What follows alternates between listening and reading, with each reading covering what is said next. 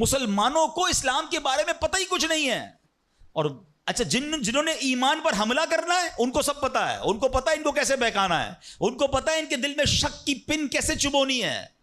تو خدارا یہ بات سمجھیے کہ اس وقت باقاعدہ ایسے لوگ, ایسے ادارے کام کر رہے ہیں کہ کسی طرح مسلمانوں کا ایمان چھین لیا جائے, ان کو اپنے رب سے ہی جناب یقین ختم کر دیا جائے, اسلام سے ہی ان کو ہلا دیا جائے, مگر فکر ہی کسی کو نہیں ہے. امام عشق و محبت اعلیٰ حضرت نے 100 سال پہلے یہ بات کہی تھی. بتاؤ وہ 100 سال پہلے کے معاملات تھے, اب اور کتنے خطرناک ہو گئے. آپ نے لکھا تھا سونا جنگل رات اندھیری, چھائی بدلی کالی ہے, سونے والو جاگتے رہیو چوروں کی رکھوالی ہے. انہوں نے سمجھایا تھا کہ چور رکھوالے بن گئے ہیں, آپ کو اسلام کے لبادے میں اسلام کی بات کرنے آئیں گے اور ایمان لوٹ کے چلے جائیں گے, پتہ بھی نہیں چلے گا. کہتے ہیں آنکھ سے کاجل صاف چرا لیں یا وہ چور بلا کے ہیں. کیا محاورہ استعمال کیا ہے, آنکھ میں جب کاجل لگا ہوا ہو تو کون نکال سکتا ہے. آنکھ سے کاجل صاف چرا لیں یا وہ چور بلا کے ہیں, تیری گٹھڑی تاکی ہے اور تو نے نیند نکالی ہے. یہ دور غفلت کی نیند سونے کا نہیں ہے. ہمارے بچوں کو کتنا پتا ہے اسلام کے بارے میں, خود ہمیں کتنا معلوم ہے, لیکن یقین بزرگوں کا کیسا تھا کہ جناب ان کو آگ میں ڈال دیا جاتا تھا, وہ آگ باغ بن جاتی تھی. یقیناً آج کے دور میں یہ ٹیسٹ نہیں کریں گے ہم. اب یہ بھی نہ ہو کہ جناب کوئی کہے چلو جناب اسلام یقین جو ہے میرا اسلام حق پر ہے کہ نہیں, آگ میں جاتا ہوں, آگ نہیں جلائے گی مجھے. پہلا ایسے یقین بھی تو لائیں نا. یہ امتحان اور ٹیسٹ کرنا ہمارا کام نہیں, یہ اللہ والوں کا انداز ہوتا تھا. بڑی خوبصورت بات سمجھیے گا کہ ہمیں کس طرح اللہ پر بھروسہ رکھنا ہے. ایک شخص نے حضرت عیسیٰ سے کہا آپ اللہ پر کامل بھروسہ کرتے ہیں؟ کہاں بالکل کرتا ہوں. کہا پھر پہاڑ سے کود جائیں, اللہ نے بچانا ہوگا تو تمہیں بچا لے گا. آپ کا رب بچاتا ہے کہ نہیں بچاتا دیکھتے ہیں. کیا خوبصورت جواب دیا حضرت عیسیٰ علیہ السلام نے. آپ فرماتے ہیں اللہ پر بھروسہ ضرور رکھتا ہوں مگر اللہ کا امتحان نہیں لیتا ہوں. تو یہ بھی بات سمجھنے والی ہے. اس طرح کے ٹیسٹ نہیں لیے جاتے اپنے آپ پر, مگر ان واقعات سے سیکھنا کیا ہے کہ یقین کیسا ہونا چاہیے, رب کے فیصلوں پر اطمینان کیسا ہونا چاہیے. سبحان اللہ. انہی حضرت ابراہیم علیہ السلام کا ایک اور واقعہ ہے نا. ایک قافلہ تھا, 3 افراد ہیں, بلکہ اس میں سبحان اللہ 4 افراد ہیں. حضرت ابراہیم, حضرت اسماعیل, بی بی ہاجرہ, اور چوتھے کون تھے؟ حضرت جبرائیل. حضرت جبرائیل راستہ بتا رہے ہیں. یہ پورا قافلہ پیچھے پیچھے جا رہا ہے. کہاں جا رہا ہے؟ حضرت جبرائیل سے حضرت ابراہیم کو اتنا شوق تھا, پوچھتے ہیں اے جبرائیل ہماری منزل آ گئی؟ کہتے ہیں بھی اور آگے. ہماری منزل آ گئی؟ کہتے ہیں بھی اور آگے. لکو دک صحرا میں ایک ٹیلے پر جا کر, کون سی جگہ تھی جہاں آج مکہ آباد ہے؟ کچھ بھی نہیں تھا, کعبہ بھی نہیں تھا. اسی ٹیلے والی جگہ پر بعد میں کعبہ بنایا گیا. بالکل صحرا ہے, نہ پانی ہے نہ کھانا ہے. حضرت جبرائیل نے بتایا اے ابراہیم تمہارا مقام آ گیا ہے. حضرت ابراہیم کی اطاعت دیکھیں کہ وہ بیٹا جو 99 سال کی عمر میں دعاؤں کے بعد ملا ہے. حضرت اسماعیل آپ کو 99 سال دعا کرتے کرتے گزر گئے, پھر ملے تھے, مگر حکم کیا تھا کہ اپنے بیٹے کو, اپنی زوجہ کو وہاں چھوڑ آؤ. حضرت ابراہیم اپنی زوجہ کو, اپنے بیٹے کو جب چھوڑ کر جاتے, تھوڑے سے کھجورے ہیں, پانی ہے, تو بی بی ہاجرہ کیا کہتی ہیں؟ 3 بار کہا کہ ابراہیم کس کے سہارے چھوڑے جا رہے ہیں, کس کے سہارے چھوڑے جا رہے ہیں. حضرت ابراہیم نے جواب نہیں دیا, تو آخر میں کہتی ہیں اللہ امرک بہذا, اے اللہ کے نبی کہ اللہ پاک نے آپ کو اس کا حکم دیا ہے؟ آپ نے کہا مجھے رب نے حکم دیا ہے. اب یقین دیکھیں اس خاتون کا, اس ماں کا یقین دیکھیں جس کا چھوٹا بچہ ساتھ ہے, دودھ پیتا بچہ ساتھ ہے, نہ کوئی انسان نہ پرندہ. مگر جب حضرت ابراہیم نے کہا نا کہ ہاں رب کا حکم ہے, تو کیا کہا؟ اے اللہ پاک کے نبی اگر یہ اللہ پاک کا حکم ہے تو پھر آپ خیر سے جائیں, اللہ ہمیں ضائع نہیں کرے گا. رب کا حکم ہے نا, پھر کھانا بھی اسی نے دینا ہے, پانی بھی اس نے دینا ہے, ہماری حفاظت بھی اسی نے کرنی ہے. آئے ہائے یقین کیسا تھا کہ وہ رب رحمان قدرتوں والا ہے. اللہ وہ ہے جو مردے سے زندہ نکال سکتا ہے. اللہ وہ ہے جو دن سے رات کو بناتا ہے, رات سے دن کو بناتا ہے. اللہ پاک وہ ہے جو بنجر زمین کو سرسبز و شاداب بنا دیتا ہے. یہ وہی رب ہے جو صحرا سے چشمے نکال دیتا ہے. اللہ پر یقین تھا کہ اگر پانی نہیں تو کیا ہوا, پانی بھی اسی کی نعمت ہے, وہی عطا فرمانے والا ہے. ارے یہاں کھانا نہیں تو کیا ہوا, رزق دینے والا تو موجود ہے. سبحان اللہ. اور ایسا ہی ہوا. کہا اب خیر سے جائیے, اللہ ہمیں ضائع نہیں کرے گا. کیا خوبصورت شعر ہے نا. یقین مثل خلیل آتش نشینی, یقین مثل خلیل آتش نشینی. یقین اللہ مستی خود گزینی، سن اے تہذیب حاضر کے گرفتار، غلامی سے بدتر ہے بے یقینی۔ کیا ترجمہ ہوا اس کا معنی کیا ہوا؟ یقین کیا ہے؟ حضرت ابراہیم کی طرح بے خطر بغیر ڈرے آگ میں کود جانے کا نام یقین ہے۔ یقین کیا ہے؟ محبت الہی میں غرق ہو جانا اور اپنے آپ کی اصلاح میں لگ جانا یقین ہے۔ اے دور حاضر کی تہذیب کے دیوانوں، بے یقینی جو ہے وہ غلامی سے بھی بری چیز ہے۔ آج بے یقینی کی فضا کیسی ہے؟ یقین ہی نہیں ہے کسی کو، تذبذب، ٹینشن، اللہ پر، دین پر، اپنے دنیا کے معاملات پر یقین ہی نہیں ہے کسی کو، ہر وقت فکروں میں گھرا ہوا ہے۔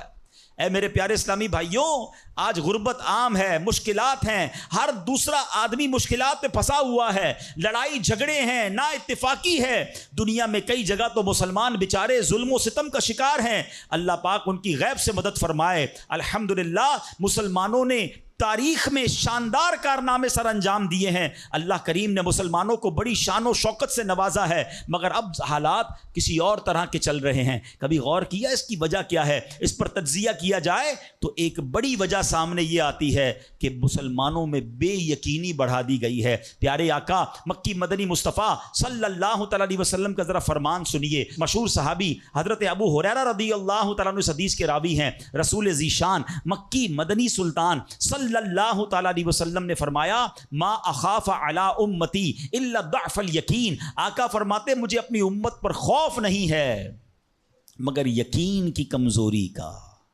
یعنی اور کوئی خوف نہیں ہے۔ یہ امت ایسا نہیں ہوگا کہ شرک میں مبتلا ہو جائے گی، فرمایا میری امت اللہ پاک کا انکار نہیں کرے گی، ہاں میری امت کو جو بڑا مسئلہ درپیش ہوگا ان کا یقین کمزور ہو جائے گا، ان کا بھروسہ کمزور ہو جائے گا۔ ایک اور حدیث پاک سنیے، آقا فرماتے ہیں نجا اول هذه الامه بالیقین والزہد، اس امت کے پہلے لوگ یقین اور دنیا سے بے رغبتی کے ذریعے نجات پا گئے، ویہلک آخر هذه الامه بالبخل والعمل، اور اس امت کے جو آخری لوگ ہوں گے کنجوسی اور لمبی امیدوں کے سبب ہلاک ہو گئے۔ پہلے والے یقین کی وجہ سے کامیاب ہو گئے۔ کیسا یقین تھا؟ 313 تھے نا، مگر بھروسہ رب پر کیسا تھا کہ فرشتوں کی فوج مدد کے لیے آ جاتی ہے۔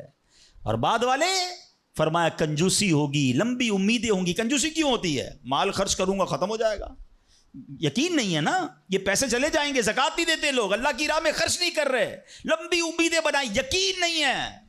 کاش یہ بات سمجھ آ جائے کہ میرے اور آپ کے نصیب میں جو رزق لکھا ہے وہ لکھا ہوا ہے، وہ ہمیں مل کر رہے گا، مگر اسی کی ٹینشن میں زندگی گزر رہی ہے۔ بے یقینی کی کچھ مثالیں میں آپ کو سمجھاتا ہوں۔ ابھی تک شاید کچھ لوگ کہہ رہے ہوں گے یار یہ بات تو ٹھیک کر رہے ہیں، بے یقینی ہونی نہیں چاہیے، مگر ہمیں تو بے یقینی نہیں ہے۔ اب میں کچھ ایگزامپل کے ذریعے سمجھاتا ہوں۔ ہم مانتے تو ہیں اللہ پاک رزق دینے والا ہے، ٹھیک ہے، پھر بھی مال کے پیچھے مارے پھرتے ہیں۔ کوئی لندن پیرس کے خواب دیکھ رہا ہے، کشتیوں کے اندر بیٹھ کر، پچھلے دنوں واقعات ہوئے نا، پیسے دے کر وہ ڈنکی لگا کر جاتے ہیں، کوئی راستے میں مر جاتا ہے، کوئی کشتی میں بیچارے ڈوب گئے۔ کیوں؟ یقین نہیں ہے ادھر پیسے نہیں ملیں گے ادھر پیسے ملیں گے، کسی طرح ادھر چلا جاؤں یا مر جاؤں گا بھوکا۔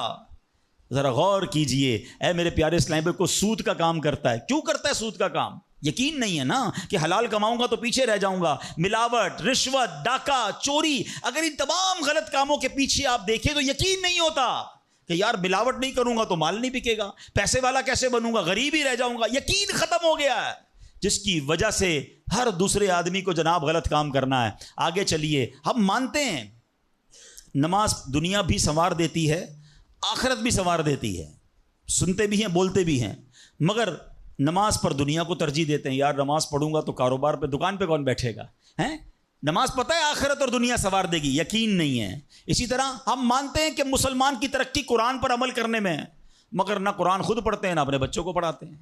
ہم مانتے ہیں کہ اللہ پاک دعائیں قبول فرماتا ہے، مگر بے یقینی ہے، اول تو دعا مانگتے نہیں ہیں، اور مانگتے ہیں تو یقینی نہیں ہوتا۔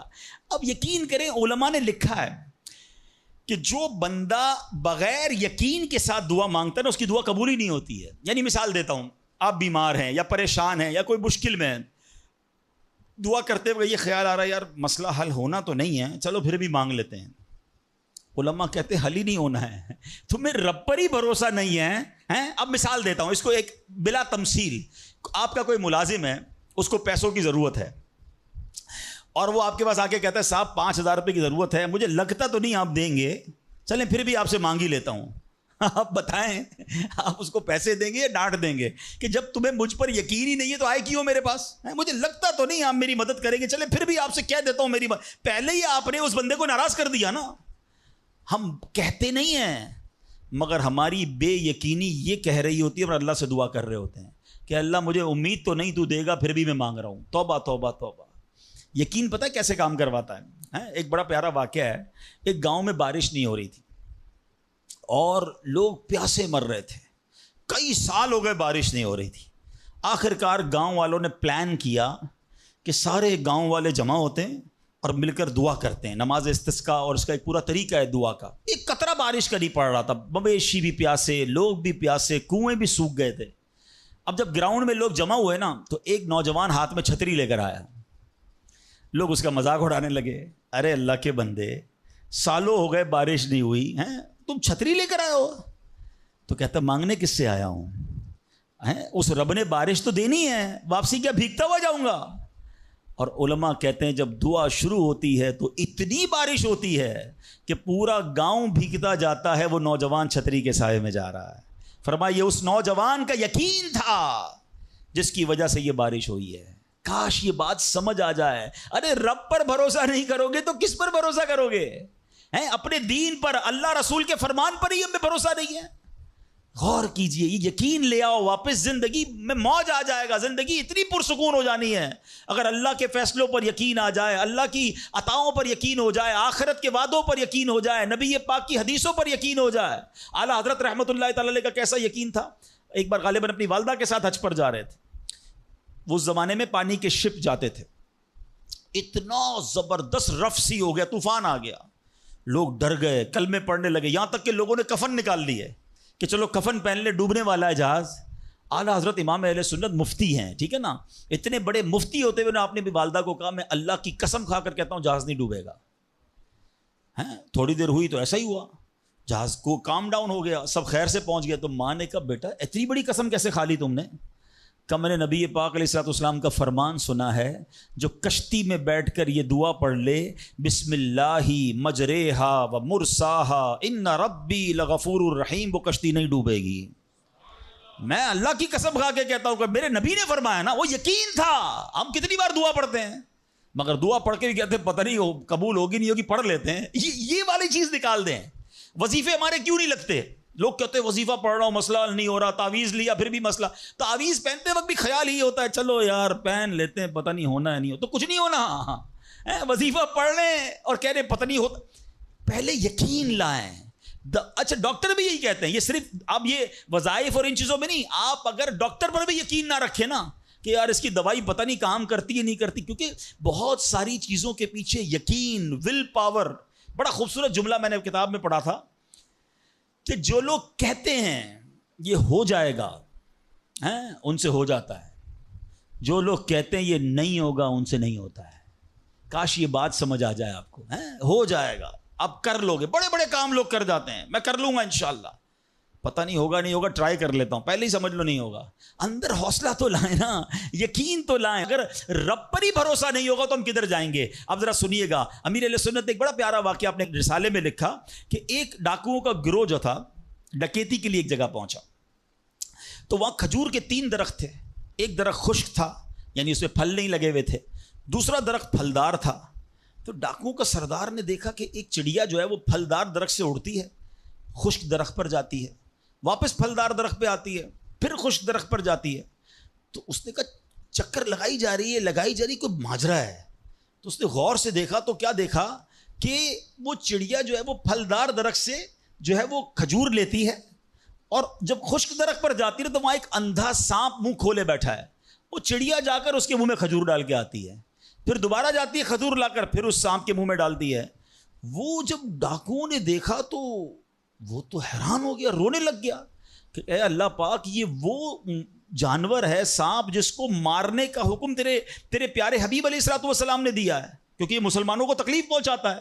مگر تو نے جب اس کی آنکھیں لی تو اس کے رزق کا انتظام کر دیا اور ایک چڑیا کی ڈیوٹی لگا دی کہ وہ جا کر اس کو کھانا پہنچائے تو میں تو اشرف المخلوقات ہوں, میں تیرے بندوں کو لوٹ رہا ہوں, اے اللہ تو میری توبہ قبول فرما, میں آئندہ ایسا نہیں کروں گا. یہ رونے لگا.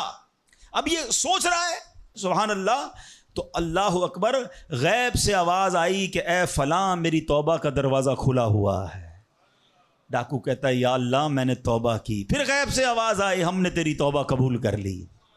اچھا جب اس نے توبہ کی تو اس کے سارے ساتھی سن رہے تھے, سردار آپ نے توبہ کی, ہم نے بھی توبہ کی. کہا سوچو تو صحیح, ہم ڈکیتی کر رہے ہیں, ہم چوری کر رہے ہیں, رب جب اس اندھے سانپ کو روزی دے گا تو ہمیں کیوں نہیں دے گا؟ ہم اللہ کی قدرت پر یقین کیوں نہ رکھیں؟ سب نے توبہ کر لی. اب جب توبہ کر لی تو انہوں نے کہا کہ اب ایسا کرتے ہیں کہ حج کو چلتے ہیں. سارا قافلہ بنا کر, ڈاکوؤں کا قافلہ توبہ کر کے چلا حج کرنے کو. جب مکہ پاک کے قریب پہنچے نا تو وہاں ایک نابینا بڑھیا تھی, وہ ہر قافلے والے سے اس ڈاکوؤں کے سردار کا نام لے کے پوچھتی تھی وہ بندہ آیا, وہ بندہ آیا. تو ڈاکوؤں کا جب قافلہ ہے تو کہا میں ہی تو وہ ہوں. تو کہا یہ میرے کپڑے تمہارے لیے ہیں. بولا آپ مجھے کپڑے کیوں دے رہی ہیں؟ کہا میرا ایک بیٹا تھا اور وہ بیٹا جو ہے اس کے کچھ دن پہلے, بڑا نیک بیٹا تھا میرا, کچھ دن پہلے اس بیٹے کا انتقال ہوا ہے, یہ اسی کے کپڑے ہیں. 3 دن سے مسلسل نبی پاک علیہ الصلوۃ والسلام میرے خواب میں تشریف لا رہے ہیں اور فرما رہے ہیں کہ اس نام کا بندہ آئے گا, اس کو یہ کپڑے دے دینا. ہائے ہائے, ذرا سوچو تو صحیح, جب رب توبہ قبول کرتا ہے تو مرتبے کیسے بڑھا دیتا ہے. کاش یہ بات سمجھ آ جائے. اللہ سے بندہ جب دوستی کر لیتا ہے نا, اللہ پچھلے گناہ معاف فرما دیتا ہے, بلکہ اللہ راضی ہو جائے تو گناہوں کو نیکیوں میں بدل دیتا ہے. مگر کیسے اس ڈاکو کو توبہ نصیب ہوئی؟ یقین. کاش حرام کمانے والا, سود کا کام کرنے والا, کاش رشوت لینے والا, ڈاکہ ڈالنے والا, چوری کرنے والا یہ سوچے کہ میں کیوں کر رہا ہوں, ملاوٹ کرنے والا سوچے. اللہ پر بھروسہ تو رکھو یار, رب نے میرا نصیب لکھا ہوا, جو میرے نصیب میں مجھے مل کر رہے گا. کاش یہ بات سمجھ آ جائے. صدیق اکبر رضی اللہ تعالیٰ عنہ, مسلمانوں کے پہلے خلیفہ, جب آپ نے یہ آیت پڑھی نا قرآن پاک میں, اللہ ارشاد فرماتا ہے وما من دابۃ فی الارض الا علی اللہ رزقها. اللہ فرماتا ہے اور زمین پر چلنے والا کوئی جاندار ایسا نہیں جس کا رزق اللہ کے ذمہ کرم پر نہ ہو. آپ فرماتے ہیں کہ جب سے میں نے یہ آیت پڑھ لی, خدا کی قسم میں نے روزی کی فکر کرنا چھوڑ دی ہے. کہ جب اللہ نے ہر کسی کا رزق اپنے ذمے پہ لے لیا تو مجھے کس بات کی ٹینشن ہے.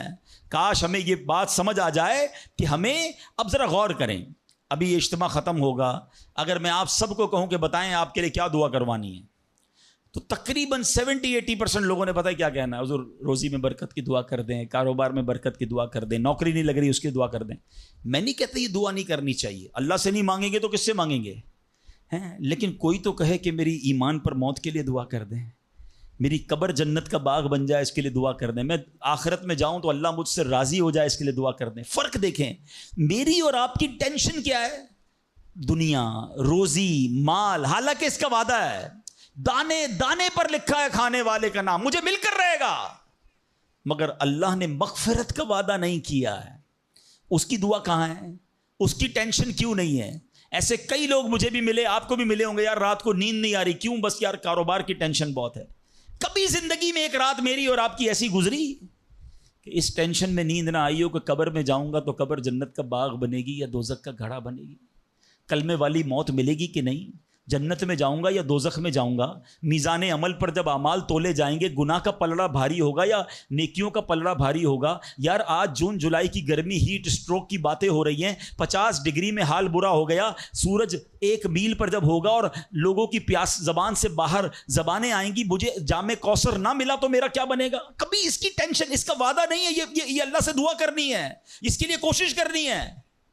ساری زندگی ایک ہی ٹینشن, چھوٹا گھر ہے تو بڑا کرنا ہے, کاروبار کو وسیع کرنا ہے, اور آمدنی. اور میں نہیں کہتا دعا نہ کریں, کوشش نہ کریں, خدا نہ خواستہ اس کا کوئی یہ مطلب ڈالے کہ چلو بھائی اب تو اللہ نے اپنے ذمہ کرم پر لے لیا تو اب کوئی کام کاج نہیں کرنا. نہیں, دنیا عالم اسباب ہے, اسباب کا کشکول لے کر بارگاہ الہی میں جانا ہے اور توکل والے انداز میں دعا کرنی ہے, تو اپنی رحمت کے سمندر سے ہمارے اسباب کے کشکول میں وہ ہماری روزی عطا فرمائے گا. اسباب اختیار ضرور کرنے, مگر اسی فکر میں زندگی تو برباد نہ کر دینا کہ سارا صبح سے لے کر شام تک ایک ہی ٹینشن. بھروسہ رکھے رب پر, یقین رکھے رب پر. آج حال یہ ہے, بچہ پیدا ہو جائے تو ٹینشن, او ہو اب میرا بچہ ہو گیا, اس کی آگے پرورش میں کیسے کروں گا, اس کی تعلیم کا کیا ہوگا, اور خاص طور پہ بچی پیدا ہو جائے تو ایسے بدبخت لوگ ہیں کہ اب جناب بیوی کو برا بھلا کہہ رہے ہیں, خاندان میں جھگڑے ہو رہے ہیں بچی کی پیدائش پر کہ اب اس کی شادی کیسے ہوگی, یہ تو بوجھ آ گئی ہے. معاذ اللہ. سمجھ نہیں آتی کہ جس رب نے بچی دی ہے انشاءاللہ رزق بھی وہی دے گا, اسباب بھی وہی دے گا. ارے جب اس نے مجھے پالا ہے وہ اس کو بھی پالے گا. کیا خوبصورت بات علماء نے لکھی, جو رب ہاتھی کو من اور چونٹی کو کن دے سکتا ہے وہ مجھے بھی میرا رزق عطا فرمائے گا. آپ ذرا سوچیں تو صحیح, کس کس کو رزق دیتا ہے. حدیث پاک کا مضمون ہے تم اللہ پر بھروسہ کرو, جیسا بھروسہ کرنے کا حق ہے وہ تمہیں ایسے روزی دے گا جیسے پرندوں کو روزی دیتا ہے. پرندوں کو سمجھتے کتنی کیسے روزی ملتی ہے, کبھی گھونسلے دیکھیں پرندوں کے. اچھا پہلے تو یہی نہیں پتا, کراچی والوں کو تو پرندے دیکھنے کو نہیں ملتے. ہم نے درخت کاٹ کے پورا شہری کنکریٹ کا جنگل بنا دیا. ورنہ یہ پوچھے بزرگوں سے, ہم بھی چھوٹے تھے تتلیاں بھی دکھتی تھیں, صبح مدرسے اسکول جاتے تھے تو کوئل کی آواز بھی آتی تھی. اب تو کراچی والوں کے ہارن کی آواز آتی ہے ہم کو. اب تو یہ پرندے بھی چلے گئے. کہاں چلے گئے؟ ہم نے درخت کاٹے, ہمیں اندازہ ہی نہیں کہ درخت ہے کیا. آج گاڑی پارک کرنے کے لیے ہر بندہ درخت کا سایہ ڈھونڈ رہا ہے مگر درخت لگاتا نہیں ہے. کاش یہ بات سمجھ آ جائے کہ جتنے درخت لگتے جائیں گے شہر یا ملک خوشگوار بھی ہوگا, موسم بھی کول ڈاؤن ہو جائے گا. یہ جو آج ہم کہتے ہیں نا اتنی گرمی بڑھتی جا رہی ہے, اس کی ایک بڑی وجہ یہ ہے, یہ میرا موضوع نہیں ہے, لیکن جو موسم کا تغیرات, کلائمیٹ ڈس آرڈر ہے, کاش یہ بات سمجھ آئے کہ پلانٹیشن نہیں ہم کر رہے, ہم پودے نہیں لگاتے بلکہ پودے کاٹ دیتے ہیں. کتنے درخت کاٹے, کتنے جنگل ختم کر دیے ہم نے. الحمدللہ دعوت اسلامی کا شعبہ FGRF, ہم اب پلانٹیشن ہم کرتے چلے جا رہے ہیں. 30 لاکھ پودے لگائے مگر یہ تھوڑے ہیں. کاش میری یہ بات لوگ سن رہے ہوں کہ اگر آپ نے اپنے آنے والی نسلوں کو خوشگوار موسم دینا ہے, اچھے حالات دینے ہیں, ٹھنڈی چھاؤں دینی ہے, آکسیجن کی فیکٹریاں دینی ہیں, تو ہم سب کو کم از کم ایک پودا لگانا چاہیے. 24 کروڑ پاکستانی سب صرف ایک پودا لگائیں اور اس پودے کو درخت بنائیں, صرف پودے کو بچے کی طرح پالیں. آپ یقین کریں ہمارا ملک ایک پورا ملک ہی باغ بن جائے گا. تو اب ذرا سوچیں کہ ہمیں یہ بات سمجھنی ہے کہ یہ گھونسلے, یہ جو حدیث میں سنا رہا تھا بات کہاں سے چلی کہ اللہ پرندوں کو کیسے رزق دیتا ہے. آپ کو پتہ پرندے کتنے, ایک تحقیق کے مطابق اس دنیا میں جتنے انسان ہوتے ہیں نا ملٹی پلائی بائی 10 جانور ہوتے ہیں. اگر 800 کروڑ انسان ہیں, 8 ارب کے قریب آبادی ہو گئی دنیا کی, 800 کروڑ, 8 ارب, تو آپ سمجھو کہ 80 ارب جانور ہیں دنیا میں. اور کہا جاتا ہے ملٹی پلائی بائی 10 کریں اس کو تو اتنے پرندے ہوتے ہیں. یعنی اس کا مطلب 800 ارب کم و بیش پرندے ہیں دنیا میں. آپ نے پرندوں کے گھونسلے دیکھے کبھی؟ یہ جب گھر سے صبح اڑتے ہیں نا اپنے گھونسلے سے, سب کے پیٹ خالی ہوتے ہیں. گھونسلے میں کوئی کبڈ نہیں ہوتی ہے, کوئی شام کا دوسرے دن کا چارہ نہیں ہوتا ہے, بچے چھوٹے چھوٹے چھوڑ کر جاتے ہیں. مگر یہ 800 ارب پرندے جب شام کو گھونسلے میں آتے ہیں اللہ سب کو رزق دے چکا ہوتا ہے. کوئی پرندہ دنیا میں بھوکا نہیں سوتا. کیا خوبصورت بات, سمجھو اس کا مزہ لو نا. رب ہاتھی کو من دیتا ہے, اس کو ہاتھی کو کتنا کھانا چاہیے, دنیا میں کتنے ہاتھی ہوں گے, اس کو روز کے منو کھانا مل جاتا ہے. اور چونٹی کو کن چاہیے ہوتا ہے چھوٹا سا, وہ رب اس کو کن بھی دے دیتا ہے, پرندوں کو روزی دے دیتا ہے. اور جو اشرف المخلوقات ہیں وہ ٹینشن کھا رہے ہیں, وہ کبھی بلڈ پریشر کی گولی, تو کبھی شوگر کی گولی, کبھی ڈاکٹر کے پاس, ٹینشن بہت ہے ڈاکٹر صاحب 2 سال بعد کیا ہوگا, مارکیٹ ڈاؤن. ارے بھائی تم سب چیزوں کا وعدہ ہے اور تم اس ٹینشن میں رہ گئے. ارے یہ کوشش کرنی تھی تو آخرت کی کرنی تھی, اللہ کو راضی کرنے کی کرنی تھی. لیکن ان تمام باتوں کے باوجود جیسے میں نے کہا نا کہ چھوڑنا نہیں ہے کام کاج. کچھ بے وقوف لوگ یہ سمجھ رہے ہوتے ہیں ایسا نہیں ہوگا. بڑی خوبصورت ایک بات اور کر دوں کہ اللہ پر بھروسہ کیسا کرنا ہے. ایک صوفی بزرگ شیخ سعدی لکھتے ہیں کہ ایک شخص تھا گھر سے محنت مزدوری کے لیے کام کاج کے لیے نکلا. اس نے دیکھا کہ ایک لومڑی ہے, اندھی ہے, اپاہج ہے, نہ دیکھ سکتی ہے نہ چل سکتی ہے. وہ حیران ہو گیا, ہاتھ پیر بھی نہیں, آنکھیں بھی نہیں, یہ لومڑی کھاتی کہاں سے ہے, چیک کرتا ہوں. تھوڑی دیر بیٹھا تو ایک شیر آیا. شیر نے کہیں سے شکار کیا تھا, وہ اپنا شکار لومڑی کے آگے ڈال دیا. اندھی لومڑی, اس نے جو کھانا تھا کھایا, باقی شیر لے کے چلا گیا. اس نے کہا کمال ہے جناب, اپاہج لومڑی کو رب رزق دیتا ہے تو مجھے کیا ضرورت ہے نوکری کرنے کی, مجھے کیا ضرورت ہے کام کاج کرنے کی. جا کے بیٹھ گیا مسجد میں, 3 دن ذکر کرتا رہا, عبادت کرتا رہا, ایک دانہ کھانے کو نہیں ملا. اللہ اللہ اللہ اللہ کر رہا ہے. اس کے بعد جب بھوک سے بحال ہو گیا تو اللہ سے فریاد کی, یا اللہ مجھے کوئی رزق نہیں ملا. کیا شاندار ارشاد ہوتا ہے. ابھی کیسا زبردست جملہ ہے. ارشاد ہوا تو نے لومڑی دیکھی ہے, شیر نہیں دیکھا. لومڑی کیوں بننا ہے, شیر بننا اپنا رزق بھی کما اور دوسرے کو کھلانے والا بن جا. کچھ لوگ سمجھتے مجھے کوئی اور کھلا ہے, میرا بھائی کما رہا ہے, میں گھر میں بیٹھا مزے کرتا رہوں. نہیں, فرمایا ایک بلکہ واقعہ آتا ہے, ایک بزرگ کے بارے میں آتا ہے, ایک شخص گیا, کہا میں نمازیں پڑھ رہا ہوں, عبادت کرتا ہوں, میرا بھائی مجھے سپورٹ کرتا ہے, وہ روزی کماتا ہے. فرمایا تیرا بھائی تجھ سے زیادہ افضل ہے. اللہ کو یہ پسند ہے کہ بندہ اپنے ہاتھ سے کمائے, کسی پہ ڈیپینڈیبل نہ رہے, کسی پر بوجھ نہ رہے. یہ شریعت کو محمود ہے. کوشش کرنی ہے, پھر اس کے بعد اللہ پر چھوڑ دینا ہے. کوشش سے انکار نہیں ہے, مگر صرف کوشش کرتے کرتے نمازیں بھی جا رہی ہیں, بھروسہ بھی رب پہ جا رہا ہے, یقین بھی ختم ہو رہا ہے, صبح سے شام مال کما رہا ہے, یہ پسندیدہ نہیں ہے. تو ان دونوں چیزوں میں فرق کرنا ہے اور اللہ پر یقین رکھنا ہے. پھر دیکھیں انشاءاللہ کیسے دنیا اور آخرت کی برکتیں ملتی ہیں. تو بہرحال میرے پیارے اسلامی بھائیوں, کاش یقین مل جائے تو پھر دیکھیں یقین کیسے کام بناتا ہے. امام حسن بصری نے ایک حدیث پاک بیان کی. آپ فرماتے ہیں, حدیث سنیے گا, پیارے آقا علیہ الصلوۃ والسلام فرماتے ہیں, لوگوں کو اس دنیا میں سب سے بہترین چیز یقین اور عافیت عطا کی گئی ہے. لہٰذا اللہ پاک سے ان دونوں چیزوں کا سوال کیا کرو.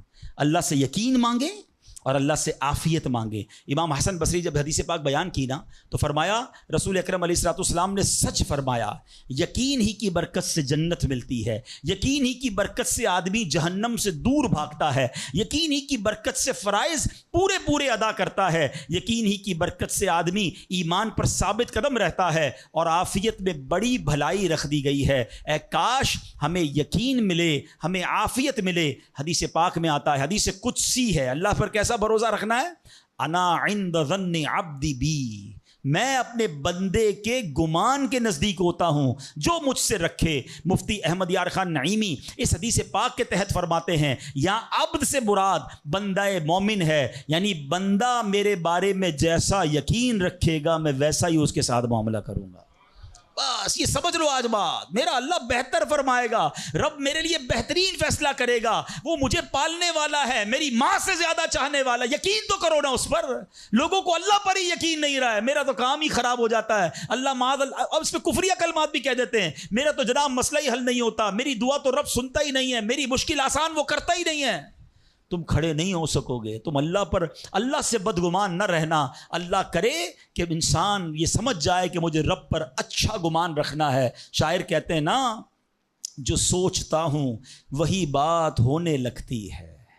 پوچھو پازیٹیو لوگوں سے, ان کے ساتھ پازیٹیو جب سوچتے ہیں پازیٹیو ہونے لگتا ہے. جو سوچتا ہوں وہی بات ہونے لگتی ہے, جڑا ہوا ہے زمانہ میرے گمان کے ساتھ. اچھا سوچو گے تمہیں اچھا ملے گا. اب غور فرمائیے, جب یہ ذہنی بندہ بنا لے یار سچ سے کاروبار نہیں چلتا, تو پھر آپ کو برکت کاروبار میں کیسے ملے گی؟ پہلے ہی آپ نے یقین کر لیا ہے.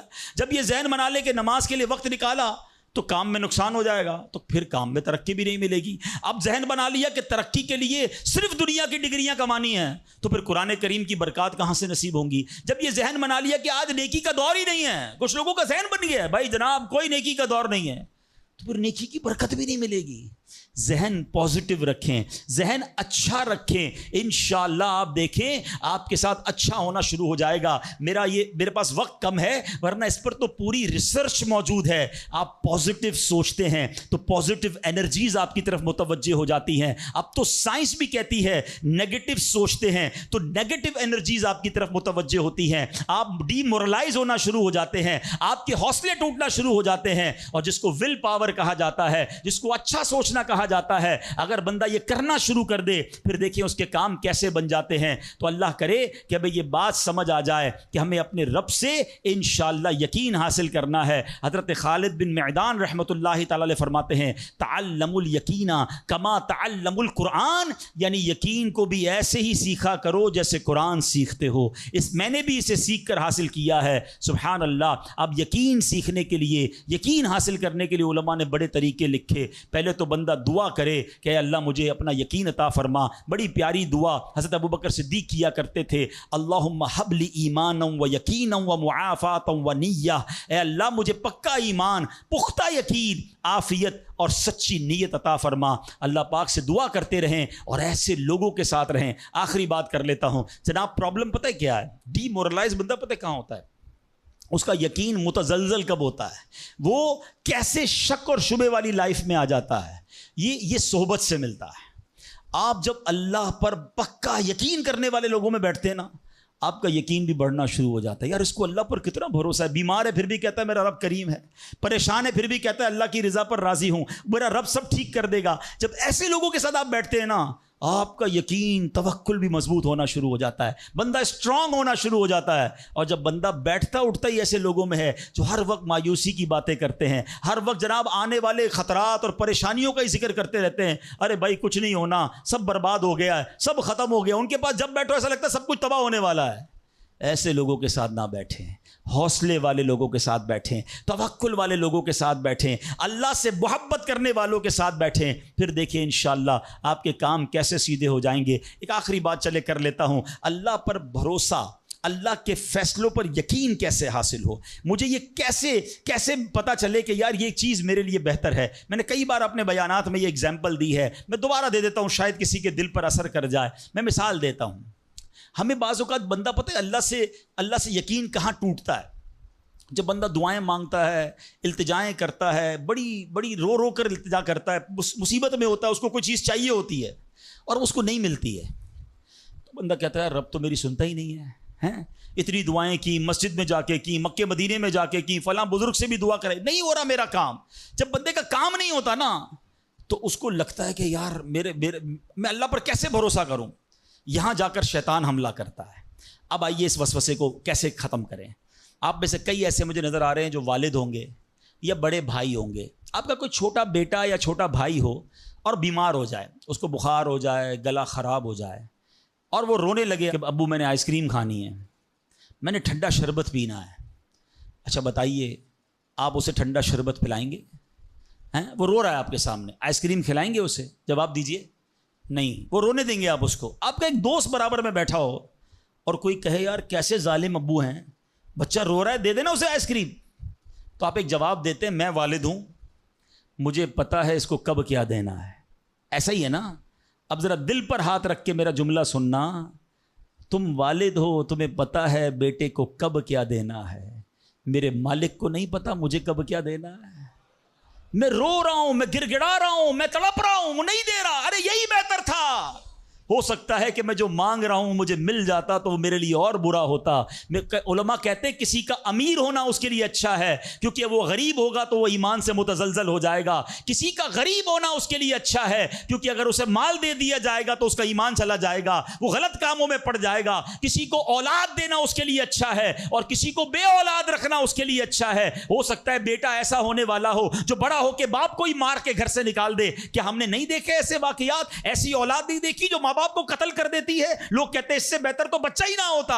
ارے رب بہتر جانتا ہے مجھے کیوں بیٹا نہیں مل رہا، مجھے کیوں بیٹی نہیں مل رہی، مجھے کیوں اولاد نہیں ہو رہی، مجھے کیوں مال نہیں مل رہا، میں اب تک گھر کیوں نہیں لے سکا. ہو سکتا ہے میرے رب نے اس کے بدلے میرے لیے بہت ساری نعمتیں رکھی ہوں. کاش یہ بات سمجھ آ جائے. مجھے ایک بات بتاؤ نا، میری ماں، آپ کی ماں، دنیا میں سب سے زیادہ ہم سے پیار کون کرتا ہے؟ ہماری ماں کرتی ہے. کبھی ماں ہمارے لیے غلط فیصلہ کر سکتی ہے؟ نہیں کر سکتی. ارے جو ماں میرا اچھا سوچتی ہے، اس ماں کے دل میں جس نے ممتا ڈالی ہے، جو کروڑوں ماؤں سے زیادہ مجھے چاہنے والا ہے، وہ میرے بارے میں کیوں نہ اچھا فیصلہ فرمائے گا. کاش یہ یقین آ جائے کہ جو رب نے کیا ہے وہی بہتر کیا ہے. سبحان اللہ. زندگی کا ایک اصول بنا لو، میرا کام، جب آپ کا کام ہو جائے نا تب بھی کہو اللہ کا شکر ہے، اور جب کام نہ ہو کہو جب بھی اللہ کا شکر ہے.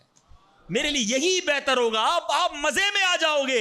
اللہ سے دوستی کر لو. اے میرے رب جو تو نے فیصلہ کیا میں اس پر راضی ہوں. آپ کسی ٹینشن میں نہیں رہو گے. ہمارا پرابلم پتہ ہے کیا ہے؟ ڈیفنس کے لوگوں جانتے ہیں، کبھی گزرتے ہوں گے نا ڈیفنس کی گلیوں سے، یار یہ پلاٹ بہت اچھا مل رہا تھا، 4 سال پہلے یہ ریٹ تھا، میں لے لیتا، آج تو کتنی پرائس ہو گئی. یار وہ گاڑی 1 مہینہ پہلے لینے والا تھا، نہیں لی، گورنمنٹ نے پرائس بڑھا دی. یار یہ فیکٹری میں پہلے خرید لیتا. اسی ٹینشن میں رہتے ہیں، یہ کر لیتا، وہ کر لیتا. ارے نہیں کیا، نہیں ہوا، وہی میرے لیے بہتر تھا.